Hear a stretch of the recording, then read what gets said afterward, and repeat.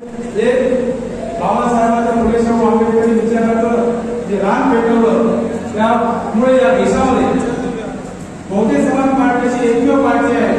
या बहुजन समाज पार्टीच्यामुळे आज देशामध्ये संविधान सुरक्षित राहू शकते. दुसरी कुठलीही पार्टी या देशामध्ये संविधान सुरक्षित ठेवू शकत नाही. आणि तुमच्या आमच्या हक्काचं जे आरक्षण डॉक्टर बाबासाहेब आंबेडकरांनी दिलं ते आरक्षण संपुष्टात आणलेलं प्रस्तावित दोन्ही पक्षांनी त्यावर सन्माननीय आमचे प्रमुख